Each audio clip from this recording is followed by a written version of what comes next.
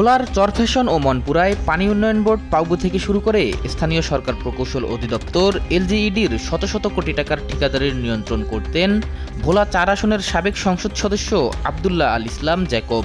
আপৎকালীন বরাদ্দ আত্মসাৎ, ইটভাটার চুল্লিতে বন বিভাগের গাছ ব্যবহার, অবৈধভাবে বালু উত্তোলন, গ্রামীণ অবকাঠামো রক্ষণাবেক্ষণের টিআর, কাবিটা কাবিখা, ভিজিএফ সহ নানা কর্মসূচির বরাদ্দ আত্মসাৎ, রাজনৈতিক প্রতিপক্ষের সভা সমাবেশে হামলা, সবকিছুতেই জড়িত জ্যাকব ও তার পরিবারের সদস্যরা।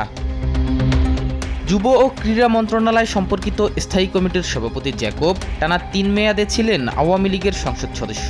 ২০০৮ সালের নবম জাতীয় সংসদ নির্বাচনের হলফনামায় অ্যাপার্টমেন্ট ভাড়া বাবদ ৭২,০০০ টাকা আয় দেখান তিনি। নগদ দেখানো হয় ১২,০৩,২৮৫ টাকা। অথচ সেই জ্যাকবই এখন নামে বেনামে হাজার কোটি টাকার সম্পদের মালিক। শুরুতে আমদানি রফতানি এমব্রয়ডারি ব্যবসা ছিল জ্যাকবের।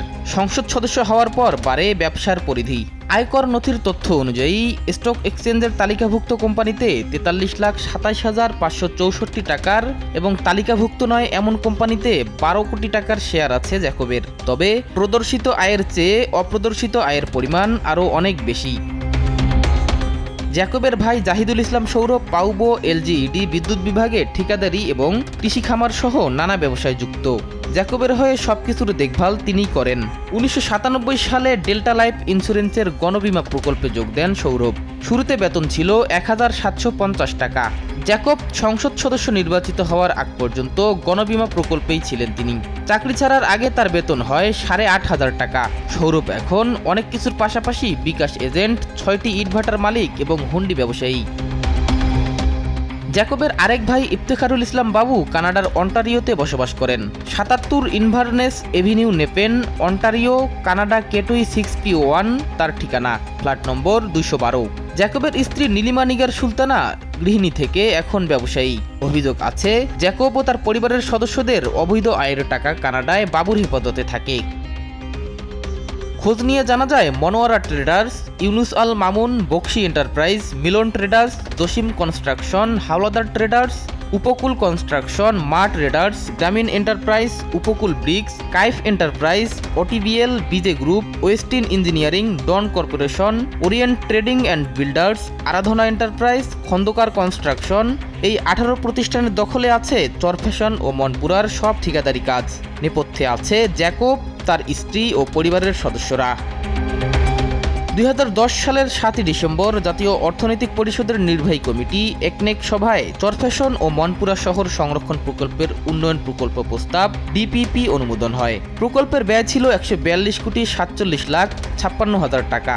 ২০১২ সালের জুনের মধ্যে বাস্তবায়নের কথা থাকলেও ৩ দফা প্রকল্পটি সংশোধন হয়। প্রকল্প ব্যয় বেড়ে দাঁড়ায় ১৬৮ কোটি টাকা। প্রকল্পে ২৯টি প্যাকেজের মধ্যে ১৫টি ছিল ব্লক তৈরি ও ডাম্পিংয়ের কাজ। দরপত্রে উন্নতমানের ব্লকের শর্ত ভঙ্গ করে নিম্নমানের ব্লক তৈরি করে ঠিকাদাররা। এর সঙ্গে জড়িত Don corporation, Orient trading and builders limited, Aradhana enterprise ও খন্দকার কনস্ট্রাকশন। এরপরও বিল পরিশোধ হয়। পানি সম্পদ মন্ত্রণালয়, টাস্ক ফোর্স এবং আইএমডির প্রতিবেদনে প্রকল্প নিয়ে দুর্নীতির তথ্য উল্লেখ আছে। মন্ত্রণালয় ও টাস্ক ফোর্সে কর্মরত ছিলেন এমন ২ কর্মকর্তা জানান, পাউবোর কর্মকর্তারা জ্যাকবের নির্দেশে ঠিকাদারদের বিল পরিশোধ করেন। খোঁজ নিয়ে জানা যায় চরফ্যাশন ও মনপুরায় মেঘনার ভাঙ্গন রোধে চরফ্যাশন ও মনপুরায় ১,০৯২ কোটি ৭০ লাখ টাকার কাজ চলছে। এর মধ্যে মনপুরায় ১,০১৫ কোটি ৭০ লাখ ও চরফ্যাশনের মুজিবনগর ইউনিয়নের ভাঙ্গন রোধে ৭৭ কোটি টাকা খরচ করা হচ্ছে। প্রকল্পটি একনেকে অনুমোদন হয় গেল বছরের ২২শে ফেব্রুয়ারি। বন্যা জোয়ারভাটা থেকে জনগণের জানমাল রক্ষা এবং খাদ্য উৎপাদন বৃদ্ধি এ প্রকল্পের উদ্দেশ্য। প্রকল্পের ২৫টি প্যাকেজের মধ্যে ১২টির টেন্ডার আহ্বান করা হয়েছে, বাকিগুলো প্রক্রিয়াধীন। টেন্ডারে একক আধিপত্য জ্যাকবের। সহযোগিতায় আছেন জ্যাকবের ভাই সৌরভ, ভাতিজা তরিকুল ইসলাম শরীফ ও পানি উন্নয়ন বোর্ডের নির্বাহী প্রকৌশলী হাসান মাহমুদ। চরফ্যাশন মনপুরার সবকিছুরই নিয়ন্ত্রণ জ্যাকবের হাতে।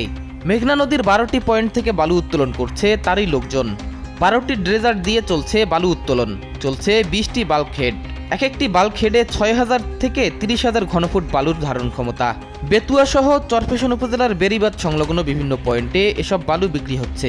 জ্যাকবের লোক হিসেবে পরিচিত তাজুল ইসলাম, বেলায়েত হোসেন, আক্তার হোসেন, নাসির, নোমান, মনির ও বেলালদের তদারকিতে চলছে বালু উত্তোলন।